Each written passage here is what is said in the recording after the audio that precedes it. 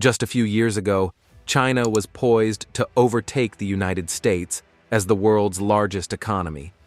By 2014, many predicted this could happen as early as 2024. It seemed inevitable. China's rise from a developing nation to a global superpower in just a few decades was nothing short of extraordinary. Economic reforms in the late 1970s triggered a transformation few could have anticipated. Chinese companies began appearing on global rankings, and the country became one of the world's largest trade partners. Its influence was expanding rapidly. But fast forward to today, and that momentum has stalled hard. What was once a success story of unmatched growth has turned into a complex web of crises. A collapsing real estate market, internal debt, youth disillusionment, and an economy that's slowing down at an alarming rate. These are just some of the issues now threatening the country's stability. So, how did it all unravel so quickly? And what does this mean for the rest of the world? Let's begin with the real estate sector, China's primary engine of growth over the past few decades. China's economic ascent accelerated with the 1979 reforms. As the country opened to global markets, hundreds of millions of people moved from rural farmlands to urban centers. These migrants powered China's factories and became the backbone of its industrial might. Within 40 years, China went from being mostly rural to having nearly two-thirds of its population living in cities. But with this migration came a new cultural and financial norm: homeownership. In China, owning property isn't just about shelter. It's a symbol of success, a requirement for marriage, and a sign of financial security. Combine this cultural pressure with rapid urbanization, and you get astronomical housing demand. So much so that it would take the average Chinese citizen 50 years of income to afford an apartment. To meet this demand, developers borrowed heavily and received ample government support. Companies like Evergrande thrived until they didn't. Evergrande, once China's second-largest property developer, ballooned by using borrowed funds to build homes that hadn't even been started. Buyers paid up front for these homes, expecting delivery years later. This model worked, until it didn't. In 2020, China's government introduced the 3 red lines policy, limiting how much debt property developers could accumulate. Evergrande, which had long been overleveraged, hit all 3 red lines. Suddenly, it couldn't borrow more money. Without fresh cash, it couldn't pay off existing debts or finish construction on countless buildings. Panic set in.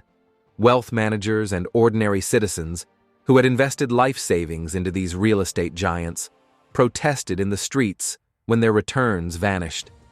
Mortgage boycotts began. People refused to pay for homes that didn't exist.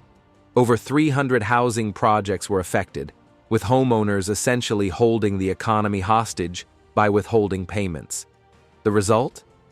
A housing sector that once made up 30% of China's GDP was now crumbling, and with it, the confidence of millions. One of the most visible signs of this collapse is the rise of China's ghost cities. These aren't just small suburbs with a few empty homes. They are vast urban developments, fully built but eerily vacant, entire cityscapes with no residents. Some estimates suggest China has enough empty apartments to house 90 million people. But it's not just real estate that's burdened with debt. Massive infrastructure projects, like China's high-speed rail network, were built with borrowed money. While these projects boosted employment and GDP in the short term, many turned out to be financial black holes.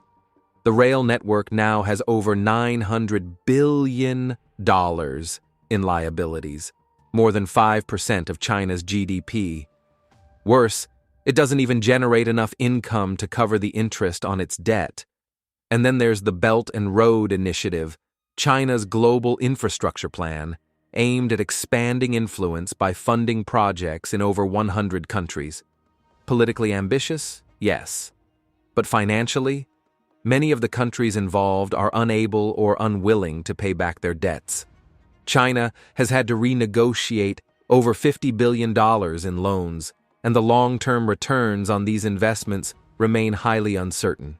While the economic crises rage on, China's political decisions are compounding the problem.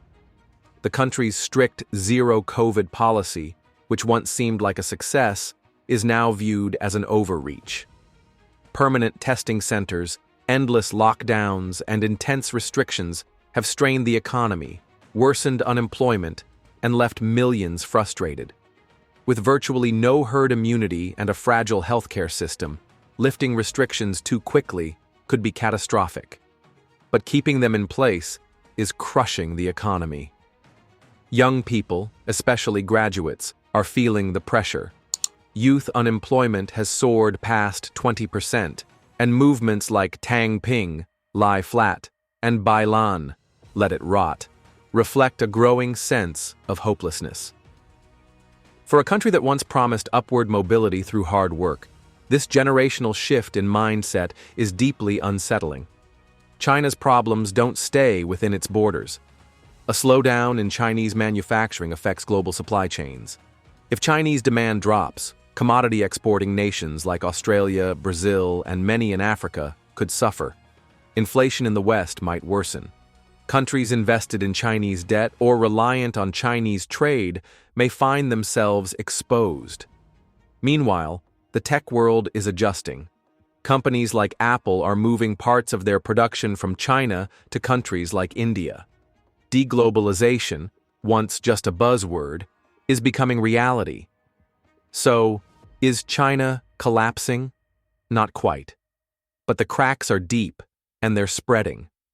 The government's refusal to pivot from politically motivated policies, combined with unsustainable debt and a disillusioned younger generation, paints a troubling picture.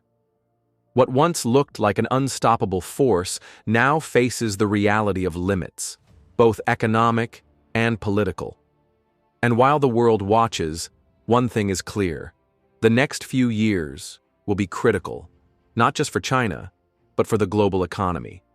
If you found this video informative or thought-provoking, make sure to subscribe to the channel so you don't miss future deep dives into global economics, history, and current affairs.